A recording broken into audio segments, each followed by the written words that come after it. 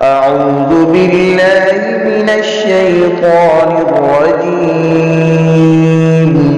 بسم الله الرحمن الرحيم. ولقد يسرنا القرآن للذكر فهل من مدكر.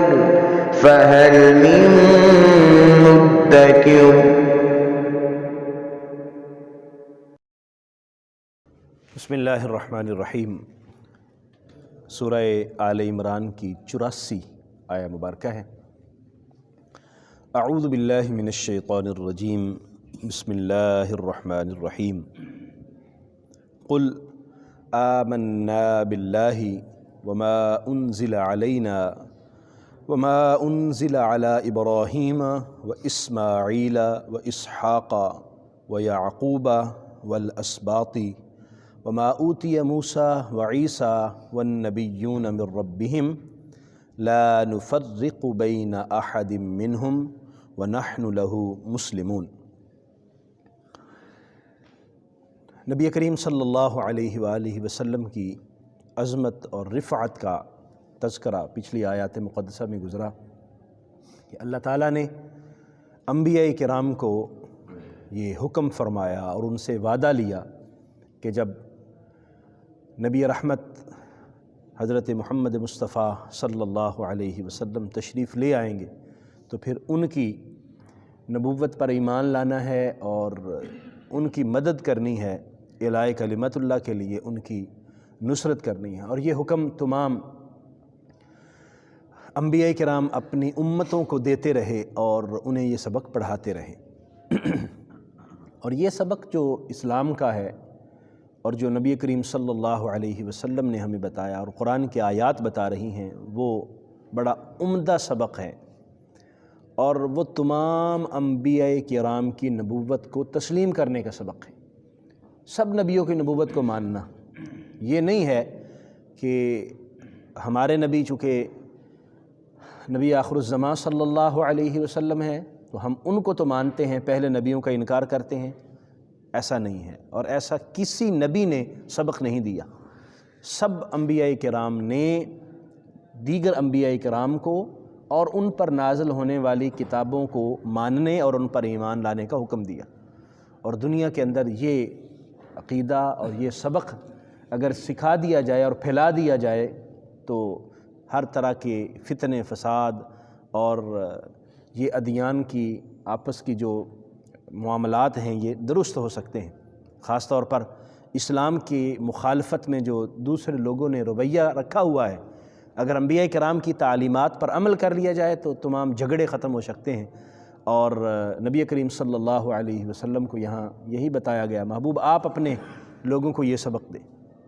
وہ کیا تھا؟ قل، آپ فرما دیجئے آمنا باللہ، ہم اللہ پر ایمان لاتے ہیں، وما انزل علینا، اور جو ہم پر نازل کیا گیا قرآن کی صورت میں ہم اس پر بھی ایمان لاتے ہیں، وما انزل علی ابراہیم، اور جو حضرت ابراہیم علیہ السلام پر نازل ہوا، و اسماعیل و اسحاق و یعقوب، حضرت اسحاق، حضرت یعقوب، والاسباط، اور ان کی اولاد پر جو نازل ہوا، وما اوتی موسیٰ و عیسیٰ، اور جو انبیاء کرام کو عطا کیا گیا، جو کتابیں ان کو دی گئیں، حضرت موسیٰ، حضرت عیسیٰ، والنبیون من ربهم، اور انبیاء کرام جو اللہ کی طرف سے، ان کے رب کی طرف سے نبی بن کے آتے رہے، ان کو جو بھی اللہ کی طرف سے کتابیں، صحیفے، کلام جو بھی ان کو ملتا رہا، ہم سب پر ایمان لاتے ہیں۔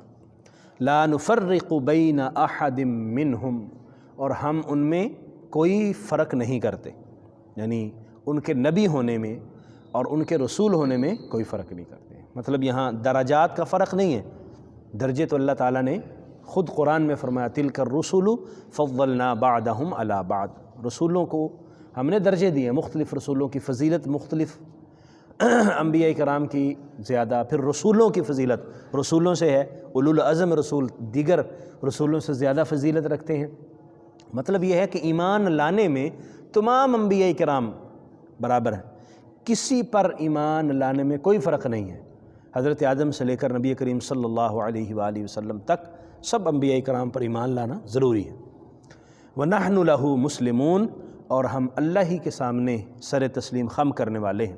جیسے اللہ کا حکم آیا ہم اس حکم پر عمل کرتے ہیں، اور اللہ کا حکم کیا ہے؟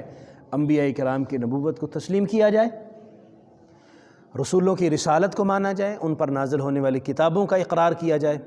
اگر ایسا ہو جائے تو پھر دنیا کے اندر جس دین کی اتباع کی جائے گی وہ دین محمدی علی صاحب الصلاۃ والسلام ہے، وہ دین اسلام ہے، کیونکہ تمام انبیاء کرام کی کتب میں یہی سبق پڑھایا گیا تھا۔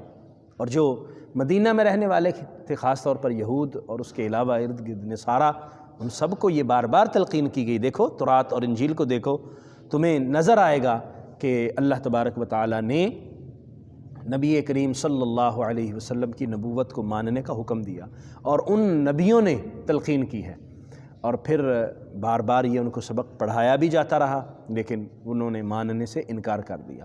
سو اللہ تعالیٰ نے فرمایا وَمَن يَبْتَغِ غَيْرَ الْإِسْلَامِ دِينًا، جو اسلام کے علاوہ کوئی اور دین چاہے گا فَلَن يُقْبَلَ مِنْهُ، اس سے ہرگز قبول نہیں کیا جائے گا، وَهُوَ فِي الْآخِرَةِ مِنَ الْخَاسِرِينَ، اور آخرت میں وہ خسارہ پانے والوں میں سے ہو جائے گا۔ دین اسلام ہے اللہ کا پسندیدہ دین، ہم پیچھے بھی پڑھائے ہیں، اور اس کے علاوہ اللہ تبارک و تعالیٰ کسی دین کا انتخاب اللہ نے نہیں فرمایا، اور نہ ہی اللہ تبارک و تعالیٰ اس دین کے پیروکار ہونے کا حکم دیتا ہے۔ اسلام، اور ہم یہ بھی پڑھ چکے ہیں کہ حضرت ابراہیم علیہ السلام بھی مسلمان تھے، اور وہ اپنے آپ کو مسلم کہلوانا اور اسلام کا ٹائٹل پسند کرتے تھے۔ حضرت یعقوب علیہ السلام اور آپ کی اولاد، سب انبیاء کرام کو یہی سبق دیا گیا تھا، اور سب نے یہی پڑھا اور پڑھایا۔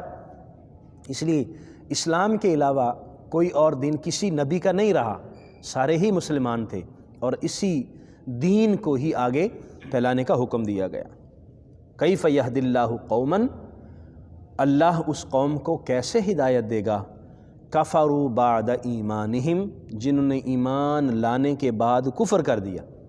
اس سے مراد وہ یہودی ہیں، اور خاص طور پر نصارہ اور عیسائی ہیں، جو حضرت عیسیٰ پر تو ایمان لے کے آئے اور حضرت موسیٰ پر تو ایمان لے کے آئے۔